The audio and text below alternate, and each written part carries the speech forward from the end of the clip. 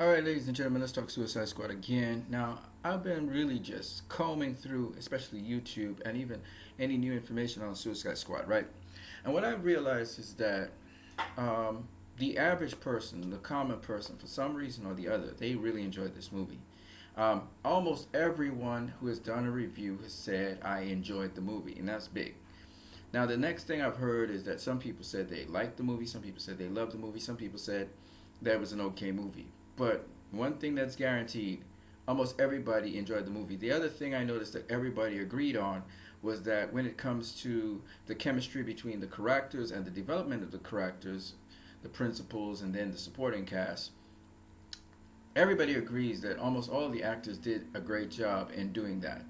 So the things that I hear that's very common is people talk about Slipknot dying early in the movie, and they talk about a waste of a character. Some other people say it served the purpose of the movie. Those people who know the Suicide Squad uh, story, the story generally somebody dies in the beginning of the movie. Like I said before, someone may die at the end of the movie. So that's typical of Suicide Squad, right?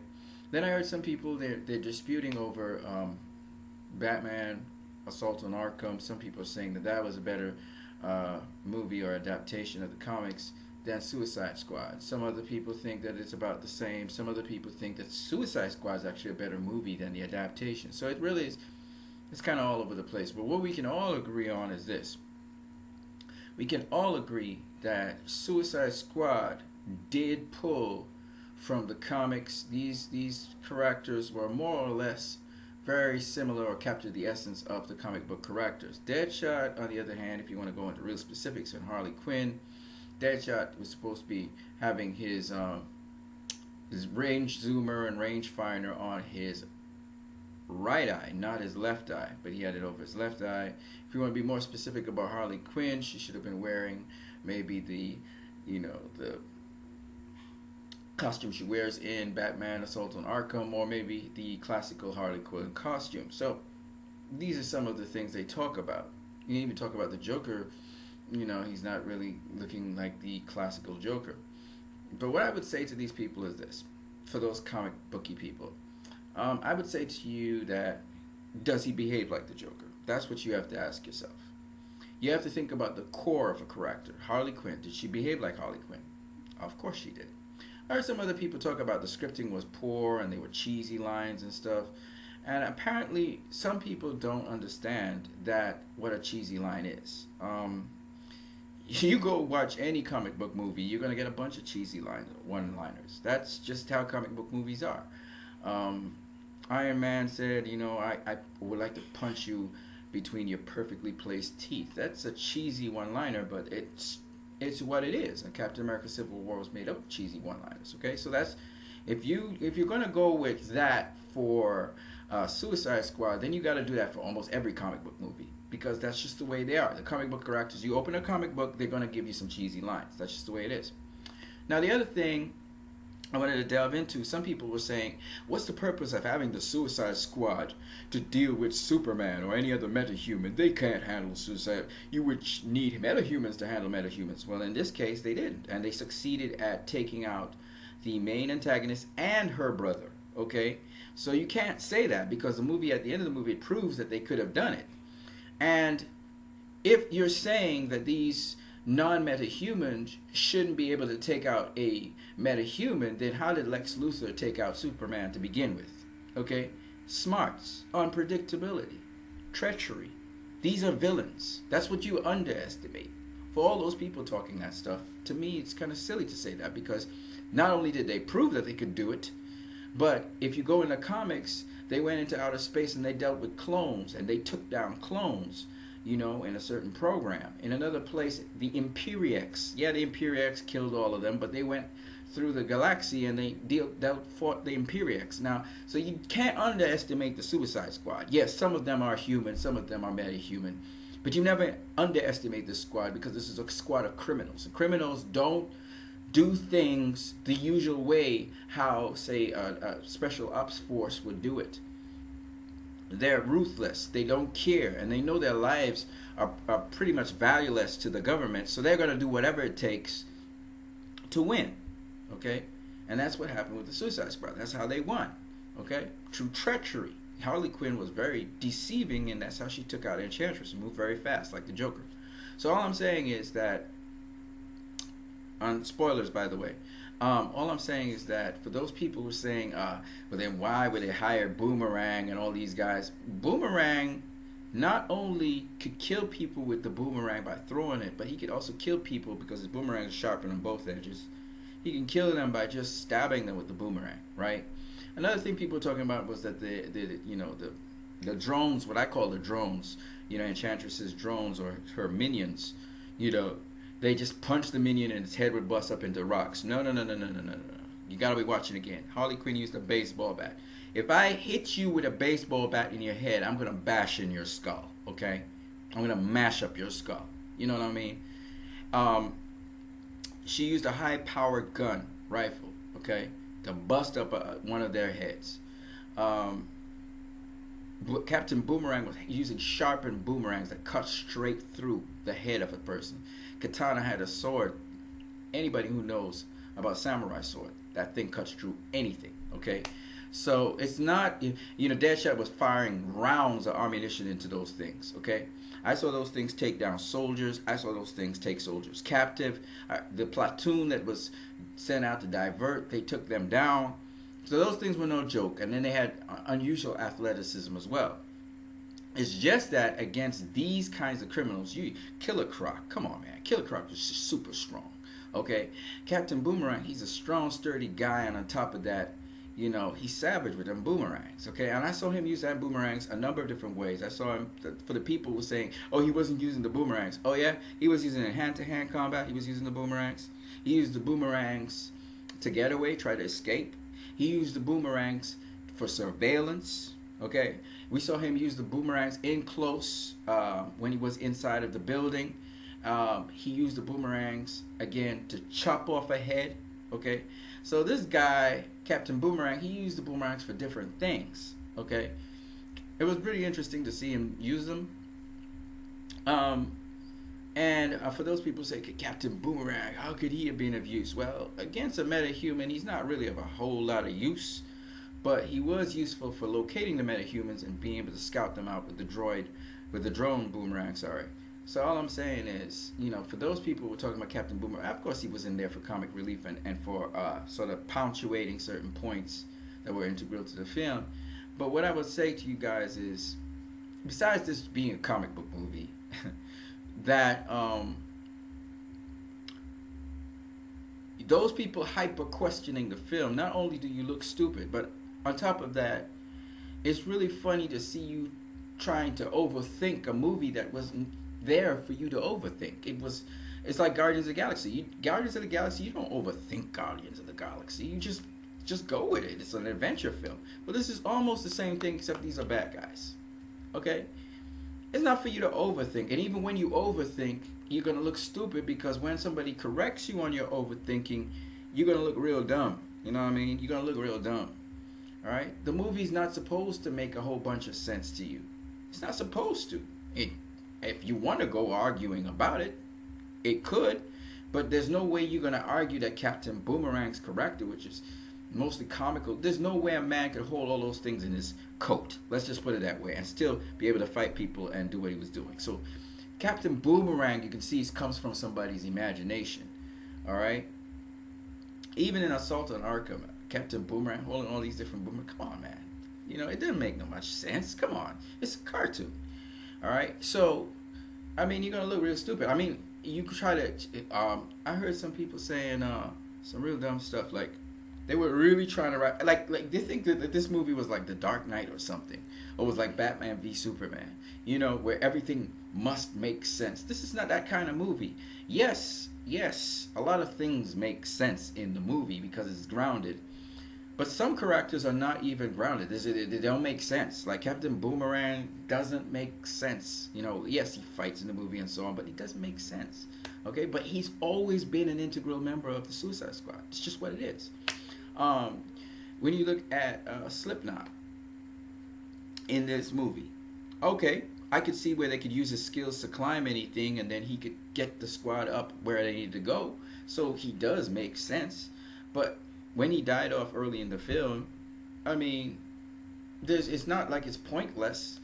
It made a point. KGB's died in Assault on Arkham early in the film, but it was just to say that Colonel Rick Flag and Amanda Waller, they don't play. You know what I mean? So it's just what it is. So the other thing I heard people say was the Joker wasn't enough in the film, and that Jared Leto, he's very upset about how he didn't have enough time in the film. Now, first of all, Jared Leto didn't see the movie. That's what he said. So there's no way Jared Leto could be upset. Okay? The second thing is that this was not a Joker film. Okay? They gave you a taste of Joker so that you would want to see more Joker. They gave you a taste of Killer Croc, so you want to see more Killer Croc. This film was a teaser in a way to make you want to see more characters. Do I want to see more of Jared Leto's Joker? Absolutely. Does it need to be a Joker Harley film? No, it doesn't need to be. By the way, I heard that some people also say that Joker and Harley's relationship, Joker loves Harley and it's more of a romantic. Please stop that nonsense. This Joker and Harley were not in a romantic relationship, okay? There ain't nothing romantic about. I know he talked about the grape on ice or whatever, and on a rug, fresh waiting for you. I know he said that, but trust me, the Joker has been manipulating Harley all along in this film. So that's just a little segment of it. And just so you guys understand, David Ayer said, that what you're seeing is just an aspect of the thing, and that actually you will see that Joker does manipulate Harley down the road.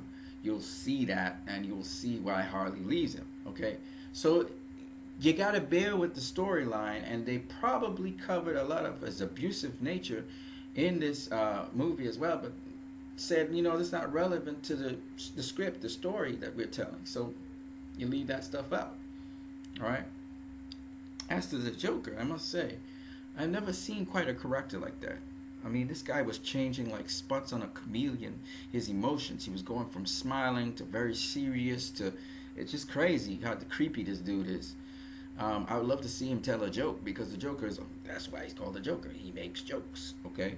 I thought Heath Ledger's Joker didn't really make jokes. Jack Nicholson made jokes, but even Jack Nicholson's Joker was not the crazy, wacky jokester. And that's something that I'm looking for on screen. I'm looking for a Joker that can tell a joke and laugh at the joke. I thought Mark Hamilton, his voiceovers for the Joker, are exceptional in that regard, because that's why he's called the Joker.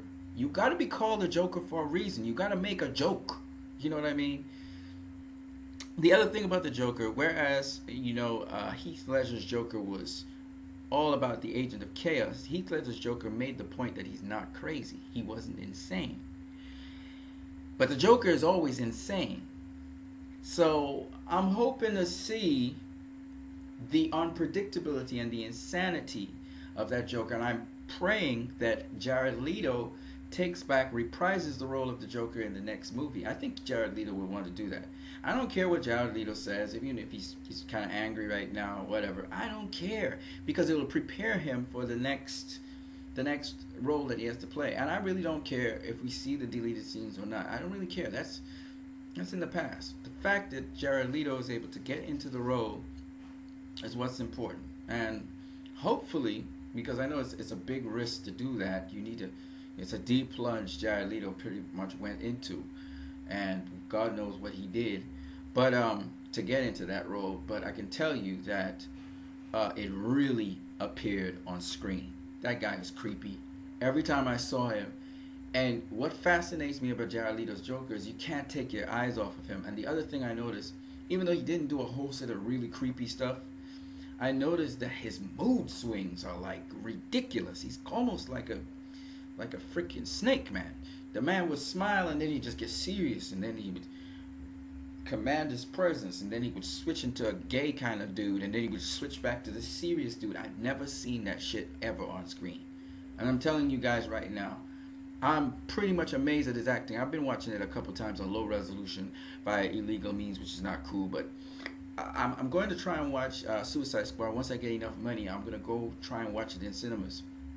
again, because this that Jared Leto is just totally different, man. What he did with the Joker, unfortunately, you didn't get the full gravitas of what happened when he lay down in the ring of ammunitions and stuff and started laughing. I really wanted to see.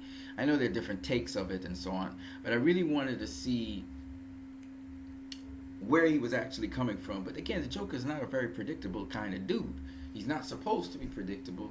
You're not supposed to really be able to go into his mind, because his mind is something where he's very kind of impulsive in terms of his emotions, and you just don't know what to expect next from the Joker. That's what it's supposed to be, because he's insane. He's supposed to be crazy, right?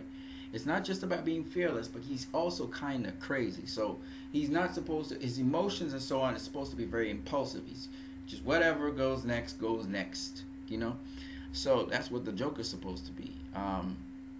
So anyway, I was really bemused by it. I really want to see more of this Joker, Jared Leto's Joker, because I think it's something special. I don't think they should try to get anybody else for the Joker role. I think they need to get Jared Leto to come back as the Joker. Some people are saying he was flat. I get where they're coming from. You know, when he said something with Harley Quinn when he was coming into Shocker. You know, he said certain things. And his voice does kind of sometimes sound flat, but I think that's just because they captured a certain point in time and they edited that out and just put that part of the Joker. I also noticed the Warner Brothers does something kind of crazy. I don't know if it's deliberate or not, but sometimes they take out really good chunks of a movie, like in Batman v Superman. When you watch the Ultimate Edition, you see all this stuff that explains a lot of stuff, and not only that, but it also is sometimes the better parts of the film they took out. I didn't quite understand that. Maybe they wanted to leave it for later. I don't believe that this film is going to also have an ultimate cut or a director's cut. I really don't want them to do that. They need to break that habit of doing that. This film is entertaining as it is. It's good enough as it is. There's no need to do that. In terms of advertising, though, I would like to say to the people, I know they're trying to hype up people so they would go in, storm the cinema, and they want to get their money back as quickly as possible. I get it. But I would advise them not to just spoil the movie with trailers. To me, the trailers spoiled the movie. There's a lot of things in this movie that the trailers spoiled, which can take away from the audience's enjoyment of the film. It didn't lessen my enjoyment of the film, but this is the problem with it. The wow factor that might be in there, the wow factor or the what the F moment, it's gone because you've seen a lot of these things in the trailers. And kind of you connect the dots from trailers to trailers. I don't think any other studio does that. So I would hope Warner Brothers wouldn't just spill, especially close to the date. Don't just spill everything in the trailers. Hold stuff back. Hold it all back. Like other companies out there, just do 1 or 2 trailers and that's it. And just kill it with those trailers and let people go into the cinema, at least get all these extra things that are going on. Like, it was nice to know that Diablo was kind of held on the wraps a bit because he was really a surprise to this movie, and he added a lot of gravitas to it. You know, even Colonel Rick Flag's role was very interesting. You know what I mean? The Enchantress was a bit, like they say, a one note. Amanda Waller was a bit, like they say, one note. But Amanda Waller, she has to be that way. That's the way Amanda Waller is. So I have no problem with that. But the reason they're one note is because they're the leverage people. So people who are dealing with leverage, I guess they would be one note. Anyway, that's all I got to say for now. You guys have a great one. All right, that's it.